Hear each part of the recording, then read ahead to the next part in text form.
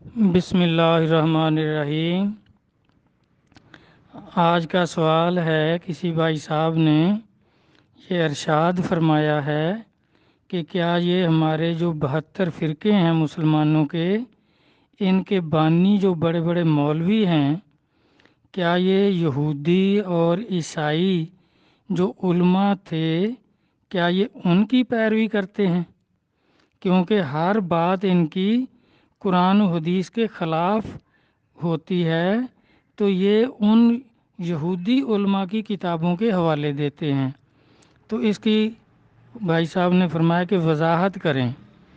تو میرے بھائی دیکھیں، بعد رسالت اور قرب قیامت ہے، یعنی زمانہ رسالت دور اور قیامت قریب ہے، فتنوں کا دور ہے، گمراہی عام ہے۔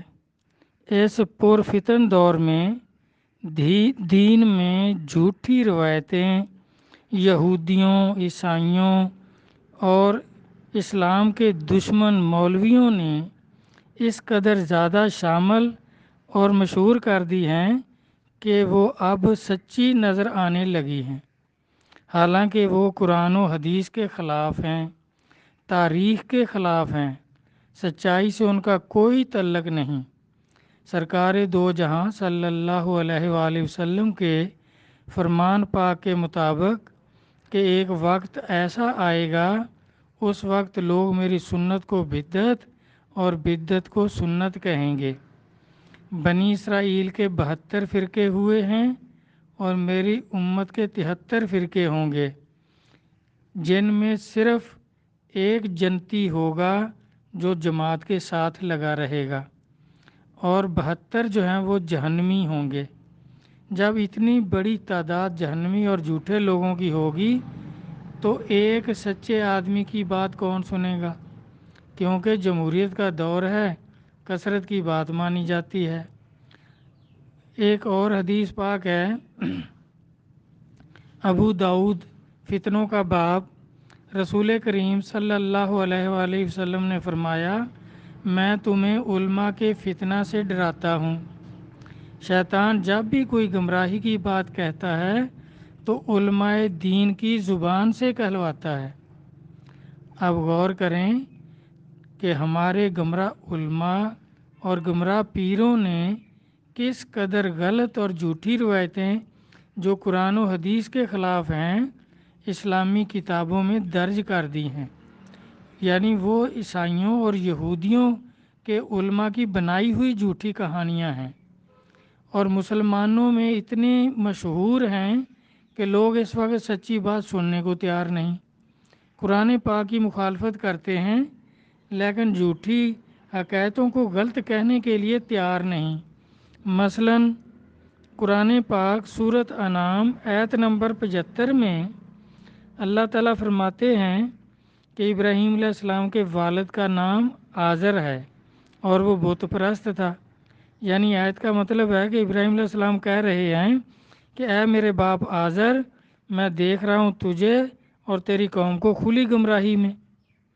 اور مشکاہ شریف میں باب الفتن میں پہلی جلد میں بھی نبی علیہ الصلوۃ والسلام فرما رہے ہیں کہ ابراہیم علیہ السلام کے والد کا نام آزر تھا اور وہ دوزخی ہے۔ اللہ تبارک تعالیٰ فرشتوں کو حکم دیں گے کہ ابراہیم علیہ السلام کے سامنے اسے اٹھا کر دوزخ میں پھینک دو۔ لیکن یہ ہمارے جو بڑے بڑے مولوی ہیں جنہوں نے یہ فرقے بنائے ہیں، تو وہ کہتے ہیں کہ نہیں، یہ آزر جو ہے یہ حضور کا چچا ہے۔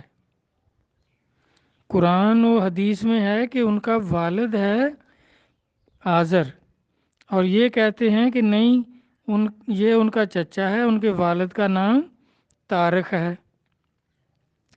تو اب بھائی یہ کہاں سے آپ نے لے لیا؟ قرآن و حدیث میں تو آزر ہے، تو کہتے ہیں جی قاموس میں لکھا ہوا ہے۔ اب قاموس دیکھ لیں، پہلے یہودیوں کی کتاب تھی، اب ان کے کسی مولوی نے، جلال الدین کوئی مولوی ہوا ہے سیوطی صاحب، اس نے وہ لکھی ہے، اور اس نے بھی اسرائیلیات سے وہ واقعہ لیا ہے۔ اب قرآن و حدیث دونوں کا یہ انکار کرتے ہیں، اور یہودیوں کی کتاب سے جو اخذ کیا ہے قاموس میں، اس کو ترجیح دیتے ہیں قرآن و حدیث پر۔ تو اس طرح اور بھی کتنی چیزیں ہیں کہ یہ اب ان کی عقل کی کمی کہیں، علم کی کمی کہیں، یا ایمان کی کمی کی وجہ سے قرآن و حدیث کو جھٹلانے کی کوشش کرتے ہیں۔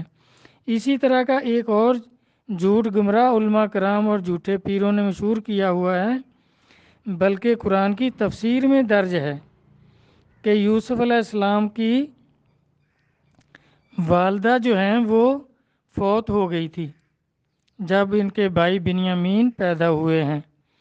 تو اب قرآن پاک میں کیا ہے کہ جب انہوں نے سجدہ کیا یعقوب علیہ السلام نے اور ان کی بیوی نے تو اور ان کے 11 بیٹوں نے، تو اب وہاں قرآن پاک میں ہوتا ہے کہ ان کے والدین اور 11 بھائیوں نے سجدہ کیا، کیونکہ چاند اور سورج سے مراد یعقوب علیہ السلام، سورج اور چاند ان کی والدہ، اور ستارے جو تھے ان کے 11 بھائی تھے۔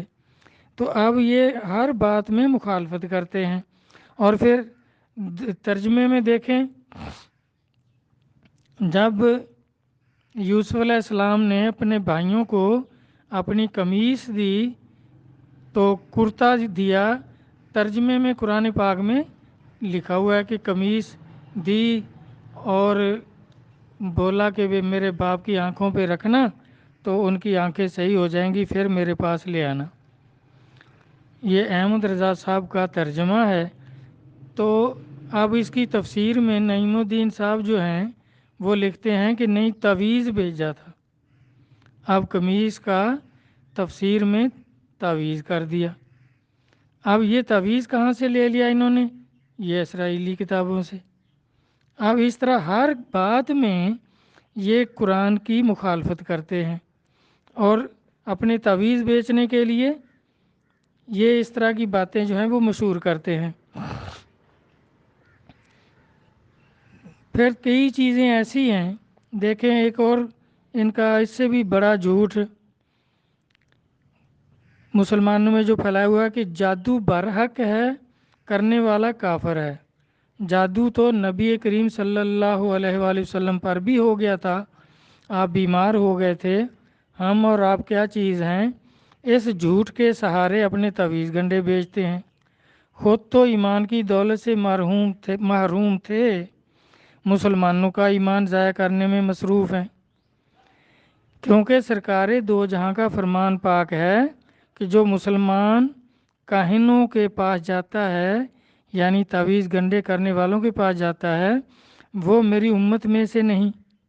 جبکہ دیکھیں یہ جو جادو کی انہوں نے کہانی بنائی ہے بخاری صاحب نے اور بڑے بڑے مولویوں نے کہ نبی پاک صلی اللہ علیہ وسلم پر جادو ہو گیا تھا، لبید بن عاصم یہودی نے جادو کر دیا تھا اور آپ بیمار ہو گئے تھے، اور پورا سال آپ بیمار رہے، آپ کی زلفیں اتر گئی تھی، آپ کی مردانہ قوت ختم ہو گئی تھی، اور کس طرح کی انہوں نے اوٹ پٹانگ کہانی بنائی ہوئی ہے۔ اور 6 حدیثیں یہ اس طرح کی من گھڑت حدیثیں 6 انہوں نے بخاری میں درج کی ہوئی ہیں، اور سارے فرقوں کے مولوی اسی کی تائید کرتے ہیں، کیونکہ یہ انہوں نے مولویوں نے یہودی مولویوں سے لیا ہے کہ تمہارے نبی پر تو لبید بن عاصم ایک یہودی نے اور کئی روایتوں میں کہ اس کی بہنوں نے جادو کر دیا تھا اور تمہارے نبی بیمار ہو گئے تھے، تو دیکھیں آپ کے نبی نبیوں کے سردار نہیں ہیں، کیونکہ ان پر تو ایک یہودی نے یا اس کی بہنوں نے جادو کر دیا۔ اور ہمارے نبی کے مقابلے میں تمہارا قرآن کہتا ہے کہ فرعون نے سارے ملک کے جادوگر منگوائے اور ہمارا نبی غالب رہا۔ تو اس لیے سید المرسلین جو ہے وہ موسیٰ علیہ السلام ہیں، اور یہ بھی ان یہودیوں کی تائید میں وہی کہنے لگ گئے کہ واقعی سرکار پر نعوذ باللہ جادو ہو گیا تھا اور آپ بیمار پڑ گئے تھے، اور انہوں نے حدیثیں من گھڑت بنا لی۔ جبکہ قرآن پاک کیا کہتا ہے؟ بھائی جب انہوں نے قرآن کا حوالہ دیا تو یہ ہمارے مولویوں کو بھی قرآن کا حوالہ دینا چاہیے تھا۔ انہوں نے یہودی علماء کی اور عیسائی علماء کی باتیں مان لی اور قرآن پر ان کو ترجیح دے دی، جبکہ قرآن پاک سورۃ فرقان 8 نمبر اور 9 نمبر آیت میں اللہ تعالیٰ فرماتے ہیں کہ کافر جو ہیں وہ مسلمانوں کو مخاطب کر کے کہتے ہیں یعنی اللہ تعالیٰ فرما رہے ہیں کہ ظالم کہتے ہیں کہ تم ایسے آدمی کی پیروی کرتے ہو جس پر جادو ہو گیا ہے۔ اللہ تعالیٰ فرماتے ہیں یہ کیسی کہاوتیں بناتے ہیں، کیسی یہ جھوٹی کہاوتیں بناتے ہیں، یہ گمراہ ہو گئے ہیں، کبھی ہدایت پر نہیں آئیں گے۔ اب یہ قرآن کو چھوڑ دیتے ہیں اور یہودیوں کی بات مانتے ہیں کہ واقعی سرکار پر جادو ہو گیا تھا، جبکہ قرآن پاک میں اللہ تعالیٰ تو فرما رہے ہیں کہ یہ ظالم اور گمراہ لوگ ہیں، جھوٹی کہاوتیں بناتے ہیں سرکار کے متعلق اور کبھی ہدایت پر نہیں آئیں گے۔ اور واقعی سرکار نے جو فرمایا کہ 72 فرقے دوست کی ہوں گے، سارے کے سارے دوست کی ہوں گے 72 فرقے، اور ایک جماعت ہوگی جنتی۔ یہ ابن ماجہ 3992، 3993، 3994، باقی اور حدیثیں بھی ہیں، اس میں فرقوں کا باب ہے کہ یہ سارے دوست کی ہوں گے۔ کیوں دوست کی ہوں گے؟ ہر بات میں قرآن کا انکار کرتے ہیں اور حدیث کا انکار کرتے ہیں، اور جو اپنی من گھڑت حدیثیں ہیں ان کو قرآن پر پیش نہیں کرتے، جبکہ نبی پاک صلی اللہ علیہ وسلم نے فرمایا تھا کہ ایک وقت آئے گا حدیثیں بہت ہو جائیں گی۔ تو صحابہ نے عرض کیا یا رسول اللہ علیہ وسلم پھر ہم کیا کریں؟ آپ نے فرمایا ان کو قرآن پر پیش کرنا، جو قرآن کے مطابق ہوں ان کو مان لینا، اور جو قرآن کے خلاف ہوں ان کو چھوڑ دینا۔ اب یہ قرآن کے خلاف جو حدیثیں انہوں نے بنائی ہوئی ہیں ان کو مانتے ہیں، اور جو خواجگان کی کتابوں میں، اولیاء کرام کی کتابوں میں قرآن کے مطابق جو حدیثیں ہیں ان کو چھوڑ دیتے ہیں، ان پر عمل نہیں کرتے۔ جس طرح یہ جادو والی بھی حدیثیں، اب ان حدیثوں کو، من گھڑت حدیثوں کو قرآن پر نہیں پیش کرتے، ان کو مان لیتے ہیں، کیونکہ یہودی علماء جو کہتے ہیں، اب یہ یہودی اور عیسائی علماء کی بات مانتے ہیں، بنی اسرائیل اور ان کی اسرائیلیات کی کتابوں کو ترجیح دیتے ہیں اور قاموس وغیرہ کو ترجیح دیتے ہیں، قرآن کو چھوڑ دیتے ہیں۔ تو اب ان کی گمراہی کی وجہ اور سارے فرقوں کی جہنم میں جانے کی وجہ یہ ہے کہ یہ قرآن کا انکار کرتے ہیں، کوئی فرقہ کسی جگہ سے، کوئی کسی جگہ سے۔ اب دیکھیں یہ جو اپنے تویز بیچنے کے لیے انہوں نے یہ بنا لیا کہ نبی پاک پر جادو ہو گیا تھا، تو اب اگر تویز گنڈے جو ہیں یہ کوئی بزرگی ہے، تو پھر اب تویز گنڈے کرنے والے یہودی، عیسائی، ہندو، سکھ، تھوری، گمراہ مولوی اور گمراہ پیر ہیں، یہ سارے تویز کرتے ہیں۔ اگر یہ بزرگی ہے تو پھر مسلمانوں میں ہونی چاہیے۔ اب یہ ہندوؤں میں، تھوریوں میں، سکھوں میں اور عیسائیوں میں، یہ چوڑے چماروں میں کیوں ہے پھر یہ تویز گنڈے؟ کیا وہ بھی پھر بزرگ ہیں؟ وہ بھی جادو کا توڑ کر رہے ہیں؟ بس ان کی عقل ماری گئی۔ آپ دیکھیں بزرگوں کی کتابیں دیکھ لیں، اولیاء کرام کی کتابیں دیکھیں، ان میں کوئی تویز گنڈا درج نہیں ہے۔ قرآن پاک الف لام سے والناس تک دیکھ لیں، کوئی تویز گنڈا اس میں درج نہیں ہے۔ اب مولویوں نے یہ تویز گنڈے شروع کر دیے اور 2 نمبر پیروں نے بھی شروع کر دیے۔ اب انہوں نے یہ ہندوؤں سے سیکھے ہیں، ہندو ان کے استاد ہیں، یہود و نصارہ جو ہیں وہ کرتے تھے۔ اب دیکھیں یہ تو ہاروت ماروت کی ایجاد ہے، یہ 2 فرشتے تھے جنہوں نے زمین پر لوگوں کو جادو سکھایا۔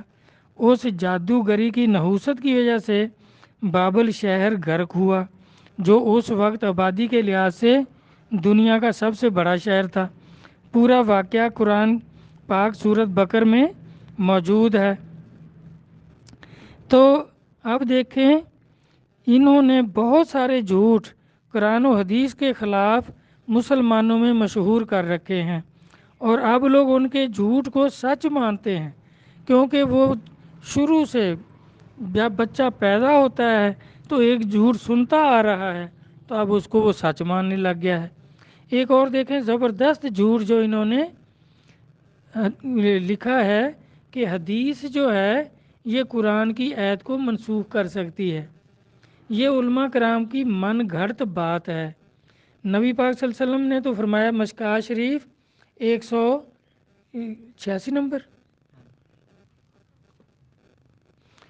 مشکوٰۃ شریف پہلی جلد میں یہ حدیث موجود ہے کہ میرا کلام اللہ کے کلام کو منسوخ نہیں کر سکتا، اللہ کا کلام میرے کلام کو منسوخ کر سکتا ہے، یا اللہ کا کلام اللہ کے بعض کلام کو اور میرا کلام میرے بعض کلام کو منسوخ کر سکتا ہے۔